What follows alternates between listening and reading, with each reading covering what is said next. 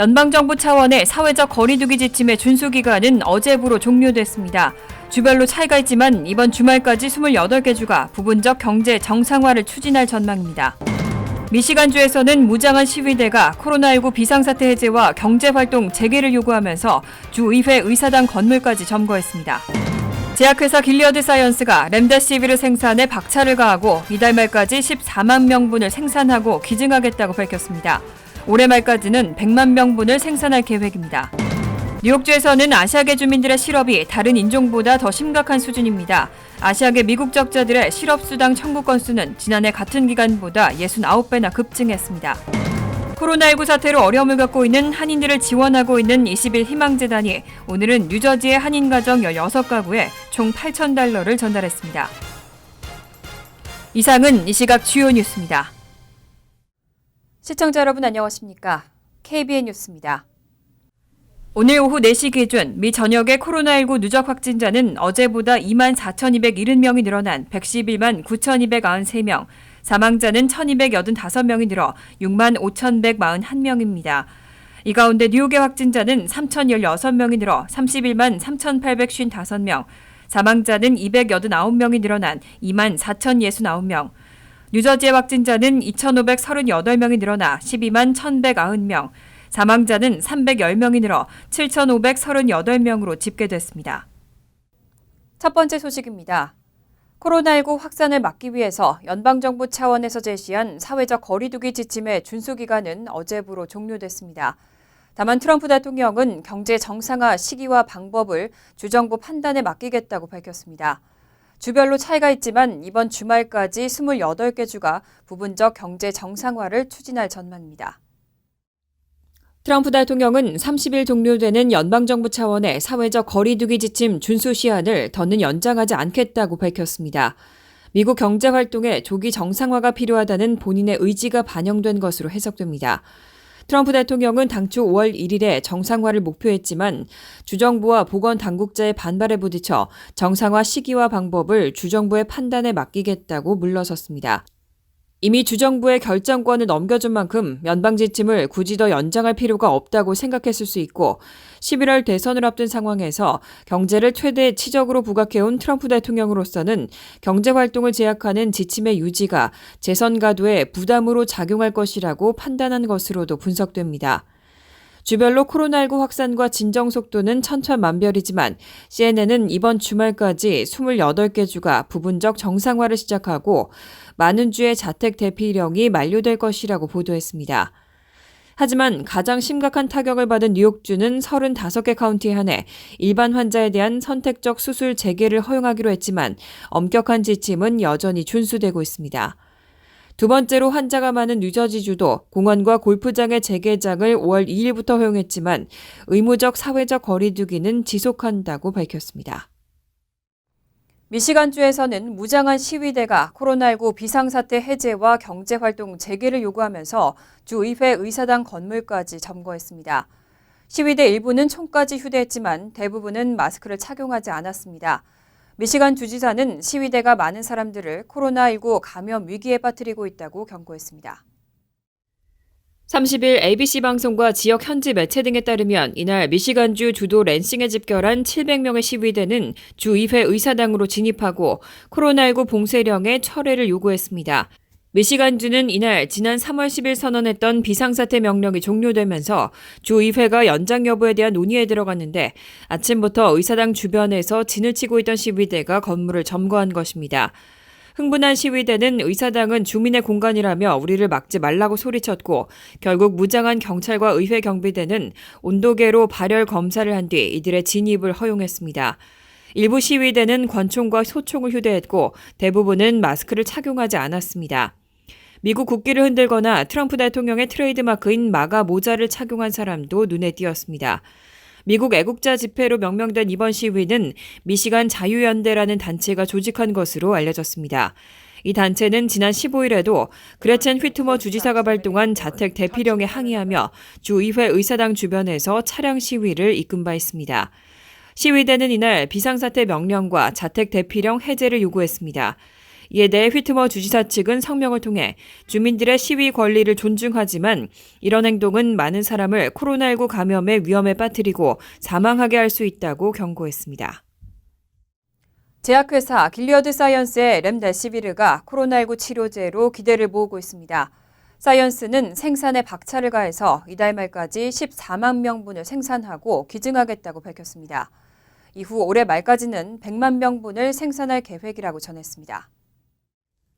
월스트리트저널과 파이낸셜 타임스의 보도에 따르면 길리어드의 앤드류 디킨스 최고 재무 책임자는 30일 애널리스트들과의 컨퍼런스 콜에서 렘데시비르의 생산에 박차를 다해 이달 말까지 14만 명분, 올해 말까지 100만 명분을 생산하겠다고 밝혔습니다.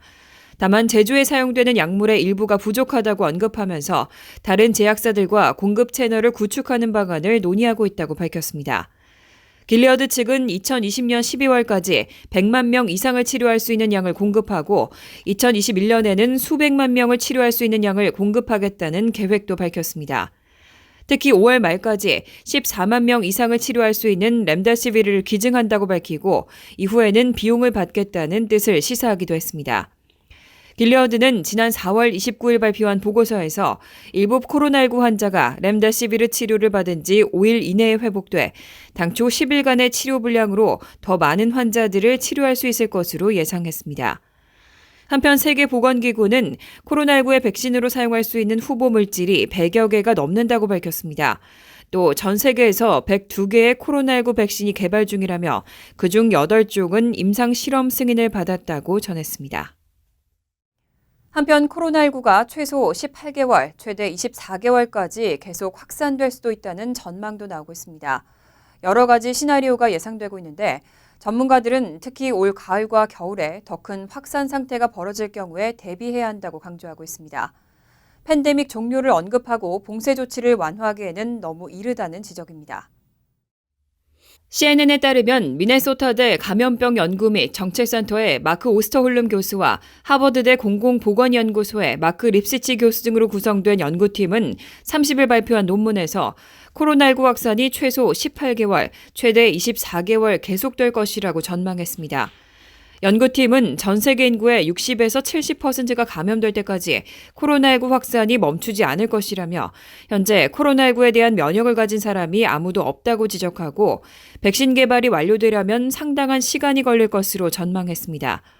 보고서는 또 보다 긴 잠복기와 무증상 환자들, 높은 전파력 때문에 코로나19는 독감보다 더 쉽게 전파된다며 팬데믹이 끝나려면 보다 많은 감염자와 면역 보유자가 필요하다는 의미라고 지적했습니다. 따라서 정부 관리들이 팬데믹 종료에 대해 말하는 것을 중단하고 대신 시민들이 장기간 대응할 수 있도록 준비를 시켜야 한다고 강조했습니다. 보고서는 또 오는 가을이나 겨울에 더 큰 확산 사태가 벌어질 경우에 대비해 탄탄한 계획을 세워야 한다고 강조했습니다. 각국이 규제 조치들을 완화하고 있는 데 대해 우려를 나타내며 자택격리 등 봉쇄 조치를 시작했을 때보다 현재 신규 감염자 수가 더 많은데도 해당 조치들을 완화하는 것은 비합리적이라고 비판했습니다. 미국의 실업 쓰나미가 6주를 넘기면서 심각한 실정인데요. 특히 뉴욕주에서는 아시아계 주민들의 실업이 다른 인종보다 더 심각한 수준입니다. 아시아계 미국 적자들의 실업수당 청구 건수는 지난해 같은 기간보다 69배나 급증했습니다. 뉴욕주 당국의 실업수당 신규 신청에서 아시아계 미국 적자들은 25일까지 최근 4주간 모두 14만 7천 명을 기록했습니다. 지난해 같은 기간에는 아시아계 신청자가 2,100명에 그쳤는데 무려 6,900%가 폭증한 셈입니다.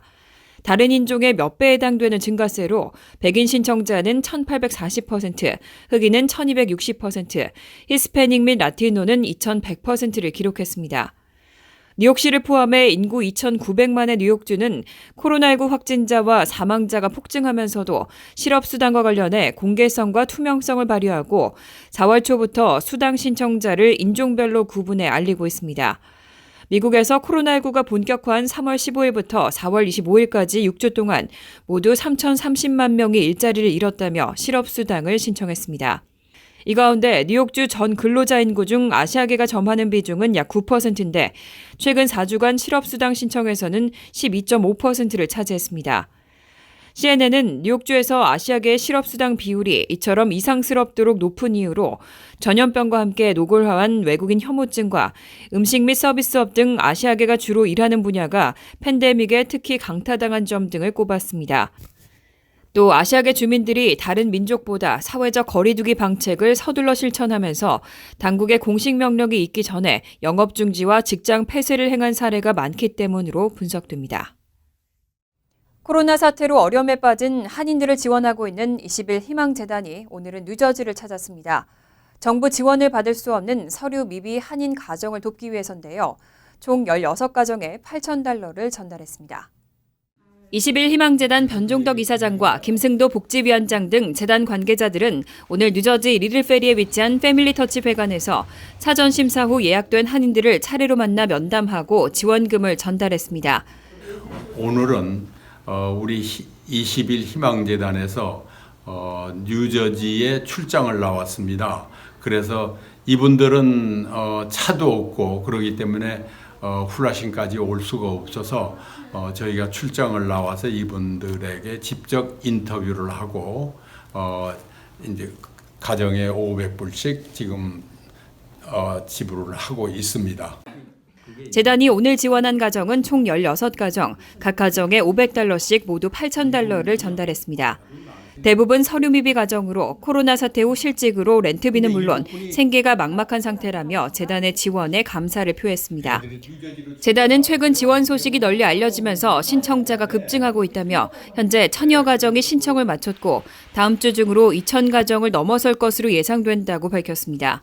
문제는 재단이 모금한 재원이 거의 고갈된 상태여서 후원자들의 지원이 없으면 더 이상 어려운 한인 가정을 돌볼 수가 없게 됩니다. 재단 측은 어려운 시기에 한인 동포들의 협조를 당부했습니다. 금액에 개의치는 않습니다. 1불도 좋고 10불도 좋고 100불도 좋고 뜻 있는 분들이 이렇게 도와주시면은 정말 어려운 가정을 돕겠습니다. 20일 희망재단은 다음 주 화요일 기금 모금을 위한 라디오 공개 방송을 예정하고 있습니다. 트럼프 행정부가 코로나19 부실 대응을 이유로 중국에 대한 보복 조치를 물색 중인 것으로 알려졌습니다. 코로나19 피해와 관련해서 중국에 배상금을 요구할 수 있다고도 언급했습니다. 하지만 일각에서는 중국이 미국에 의료 장비를 공급하고 있는 만큼 코로나19 사태가 끝날 때까지는 기다려야 한다는 지적도 나왔습니다. 워싱턴 포스트는 30일 익명의 정부 고위 관계자들을 인용해 미 정부 관료들이 코로나19 부실 대응을 이유로 중국을 응징하거나 재정적 보상을 요구하기 위한 조치를 살펴보기 시작했다고 보도했습니다. 특히 트럼프 대통령과 보좌진은 미 정부나 코로나19 피해자들이 중국을 고소할 수 있도록 중국에 대해 주권 면제를 박탈하는 안을 논의해왔고 몇몇 관료들은 중국에 대한 채무를 일부 무효화시키자는 주장도 제기한 것으로 전해졌습니다. 하지만 일각에서는 대중 보복이 역효과를 낳을 거란 우려가 벌써부터 제기되고 있습니다. 중국이 미국에 의료 장비를 공급하는 주요 무역 파트너인 만큼 코로나19 사태가 잦아들 때까지는 기다려야 한다는 지적입니다. 워싱턴 포스트는 트럼프 행정부의 이번 움직임이 코로나19로 세계 경제가 위태로운 상황에서 이미 긴장돼 있던 미중 관계를 더욱 갈라놓을 수 있다고 분석했습니다.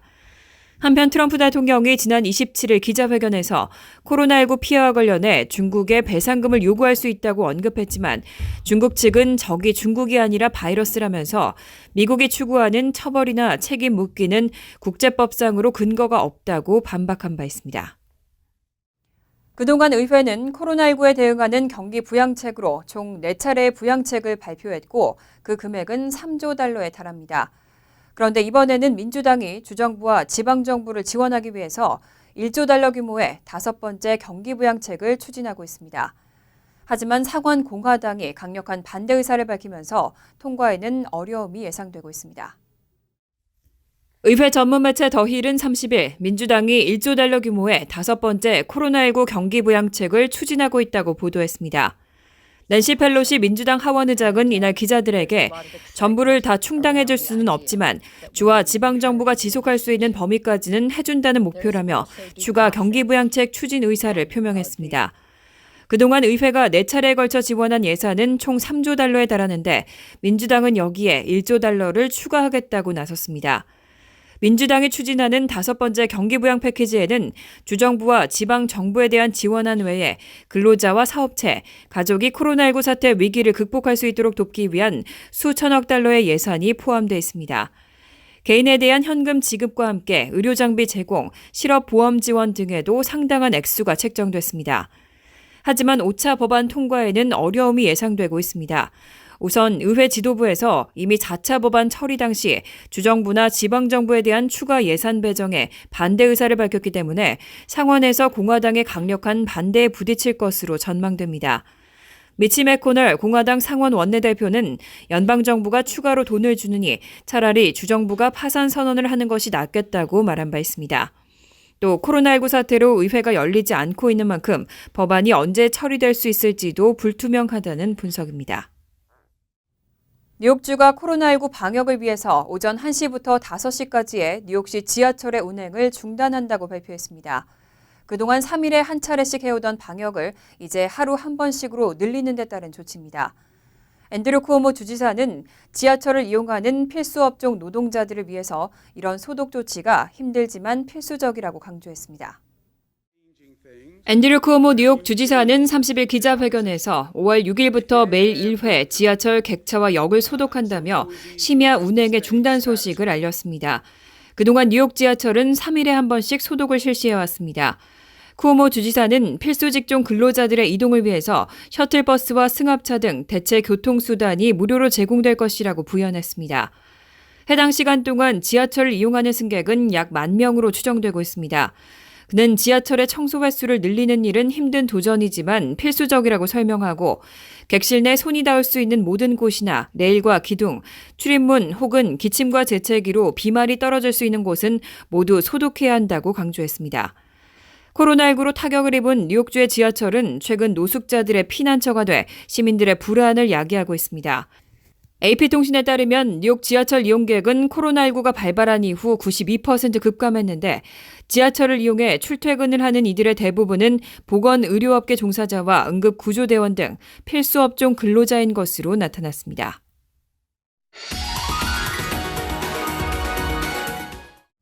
이어서 LA 지역 한인사회 소식입니다. 게빈 뉴섬 캘리포니아 주지사가 오렌지 카운티 지역의 모든 해변을 일시적으로 폐쇄했습니다.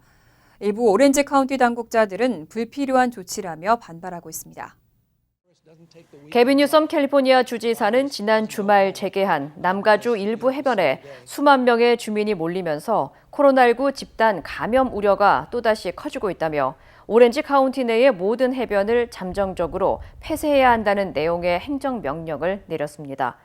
뉴섬 주지사는 사회적 거리 두기를 무시할 경우 외출 자제령 완화와 경제활동 정상화가 늦춰질 수밖에 없다며 코로나19는 현재도 확산하고 있는 만큼 주민들의 협조를 당부했습니다. 반면 오렌지 카운티 당국은 해변을 방문한 주민들은 사회적 거리 두기를 준수했다며 뉴섬 주지사는 합리적 근거 없이 이 같은 조치를 취한 것이라고 지적했습니다. 미셸 박스틸 오렌지 카운티 슈퍼바이저 위원장은 폐쇄 명령은 불필요한 정부의 개입으로 간주된다며 뉴섬 주지사의 직권 남용에 대해 대응할 계획이라고 강조했습니다.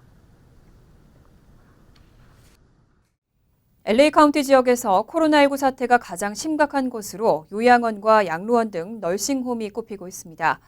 특히 코로나19 사망자의 절반 가까이가 양로원 시설에서 발생한 것으로 나타났습니다. LA 카운티 보건국은 카운티 내 코로나19 사망자가 1,111명으로 늘어난 가운데 이 중 약 47%가 양로병원 등 시설과 기관 직원과 입주자였다고 밝혔습니다. 이에 따라 당국은 이번 주부터 해당 시설 등에 대한 코로나19 검사량을 대폭 늘려 모든 직원과 입주자를 대상으로 검사를 시행하고 있습니다. 특히 앞서 LA 카운티에서는 양로시설 내에 코로나19 집단 감염을 막기 위해 필수 근무자를 제외한 모든 사람들의 요양시설 방문을 금지했습니다. 한편 당국은 현재 한 건 이상의 코로나19 확진 사례가 보고된 시설과 기관 307곳을 조사 중입니다. 간추린 소식입니다. 앤드류 쿠오모 뉴욕 주지사는 코로나19 감염자와 그들이 접촉한 사람을 추적하는 대규모 프로그램이 본격화된다고 발표했습니다. 이를 위해 주 전체에 6,400명에서 17,000명 정도의 전문가가 채용될 예정입니다. 이 프로그램을 주도하고 후원하는 마이클 블룸버그 전 뉴욕시장은 사회적 거리 유지가 완화되는 상황에서 추적 작업을 통해 바이러스를 격리시키는 것이 필수적이라고 설명했습니다.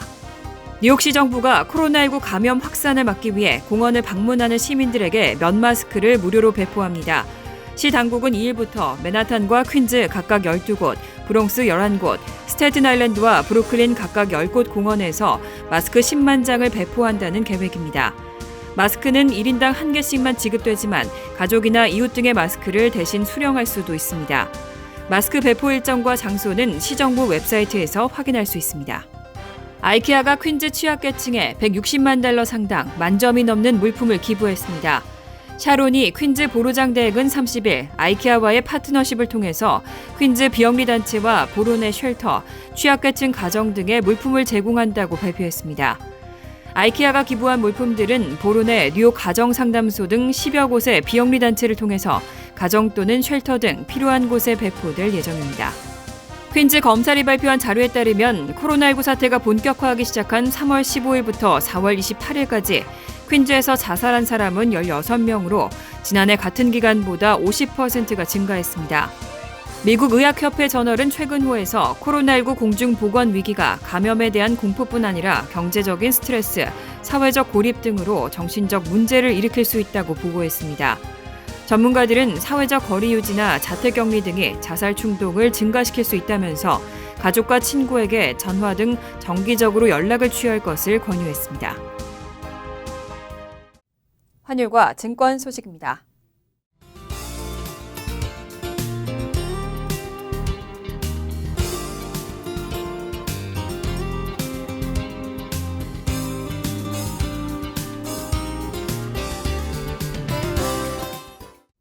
이어서 날씨입니다. 토요일은 구름이 많겠고 밤늦게는 소나기가 오는 곳도 있겠습니다. 낮 최고 기온은 72도, 섭씨 22도, 밤 최저 기온은 56도, 섭씨 13도로 예상됩니다. 일요일은 화창하겠지만 역시 밤늦게는 소나기 가능성이 있겠습니다. 월요일은 화창하겠습니다. 이상으로 KBN 뉴스를 마칩니다. KBN과 함께 즐거운 저녁 되시기 바랍니다.